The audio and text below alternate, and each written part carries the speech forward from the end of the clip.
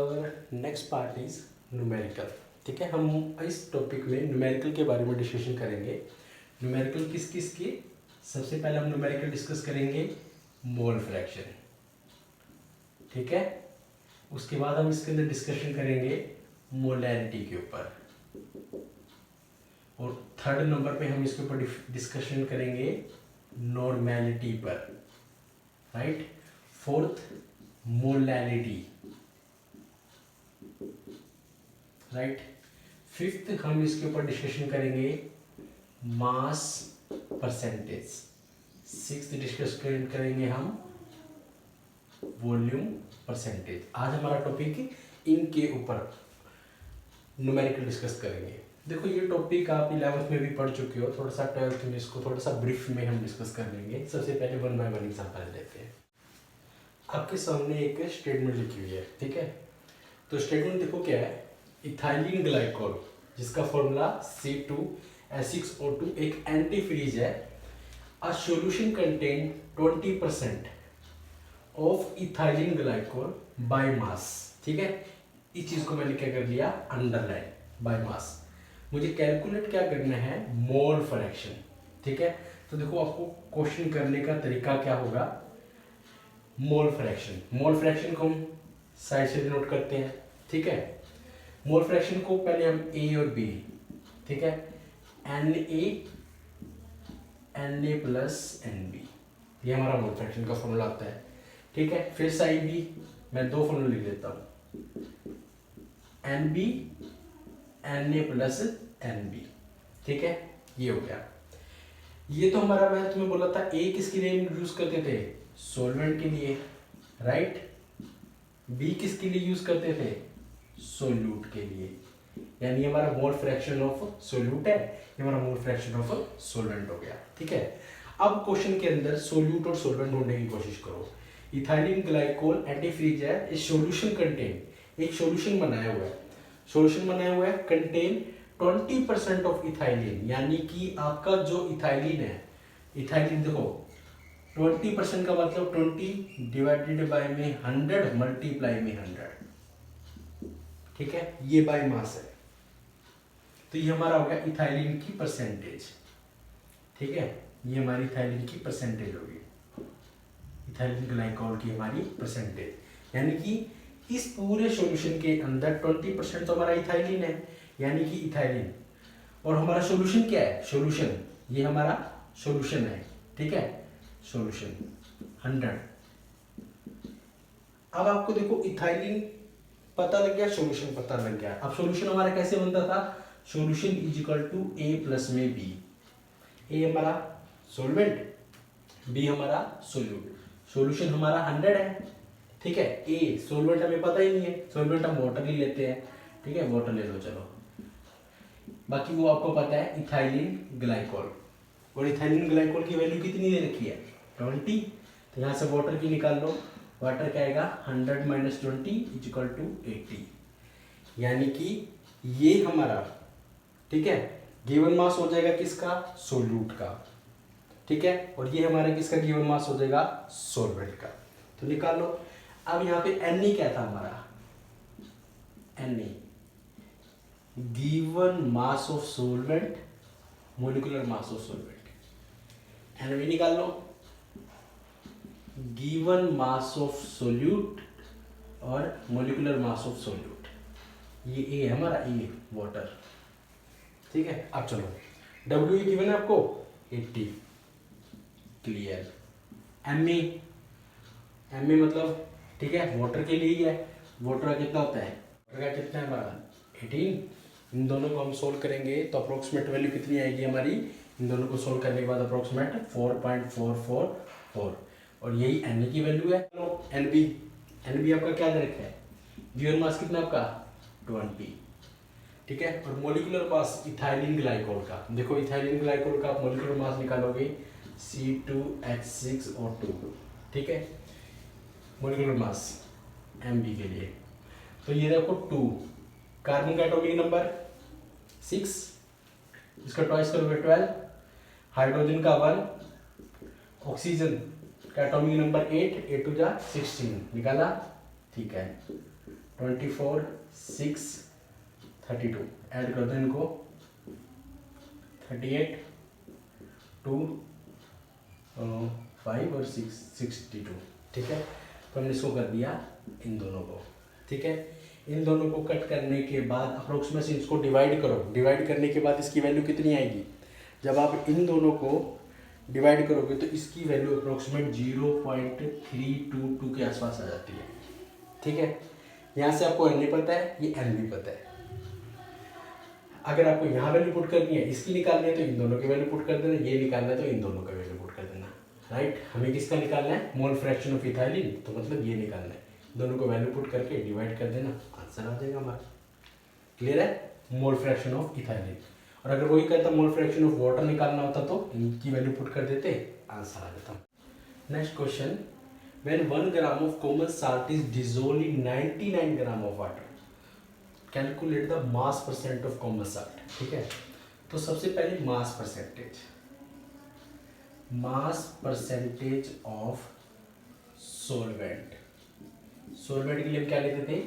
ए, formula लिखो, WA divided by में WA plus में WB मल्टीप्लाई में 100। एक्चुअली में क्या है ये? Mass of one component divided by mass of solution. ये हमारा सॉल्यूशन के लिए है, मास ऑफ सॉल्यूशन। इसी तरह मास ऑफ सोल्यूट निकालो आप। सोल्यूट के लिए क्या यूज करते थे?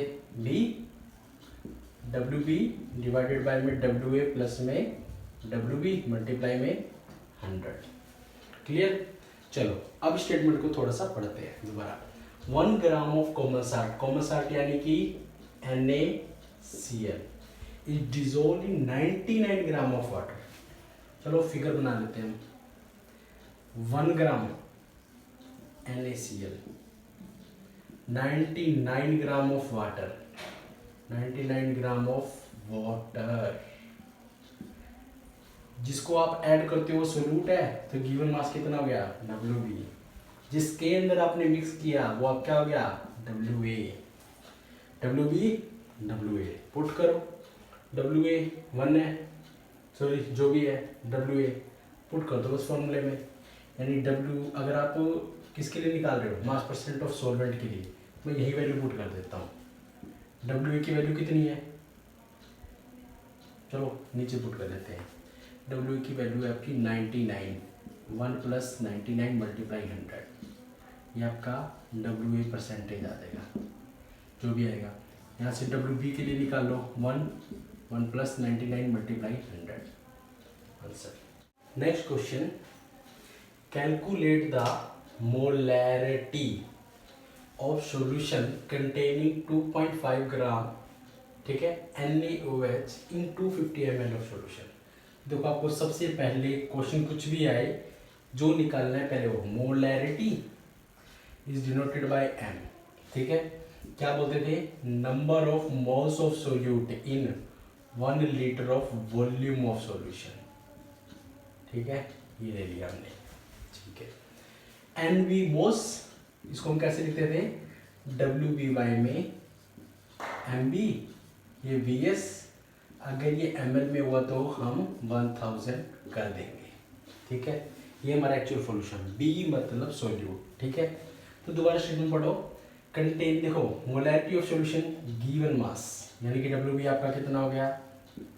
2.5 ग्राम। क्लियर? इन 250 ml, 250 ml यानी कि VS आपका कितना हो गया? Volume of solution 250 ml।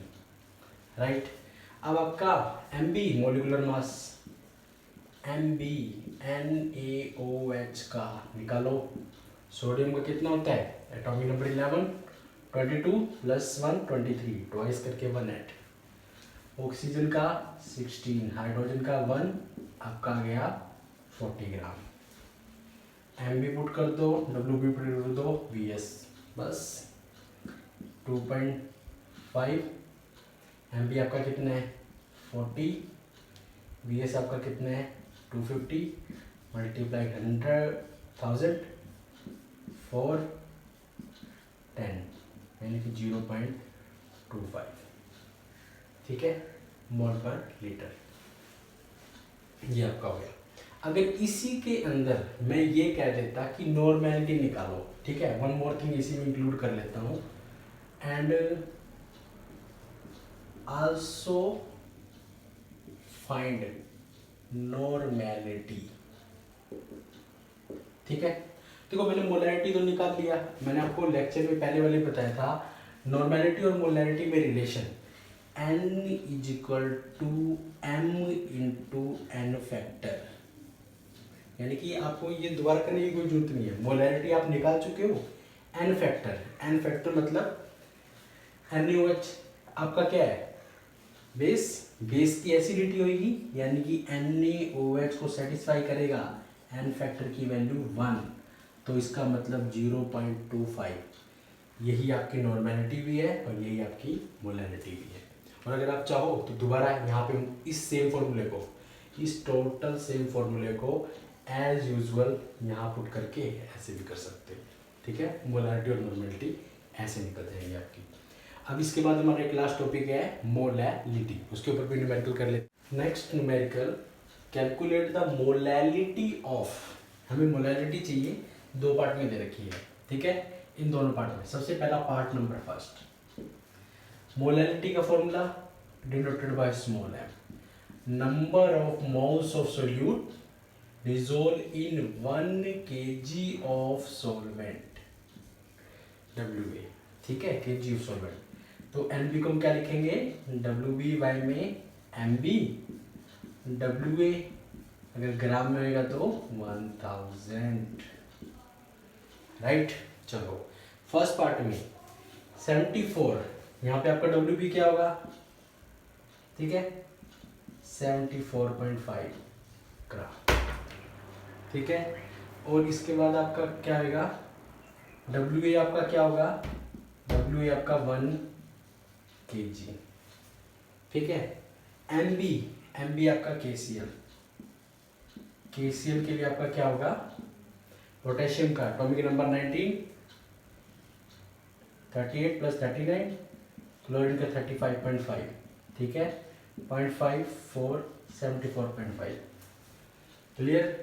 ये यानी कि एग्जैक्ट आप वैल्यू इधर पुट कर दोगे, क्या पुट करोगे, ये भी पुट कर दो, ये पुट कर दो, ये पुट करो, सोल्व करो, यानी मल्टीप्लाई और डिवाइड करना पड़ेगा।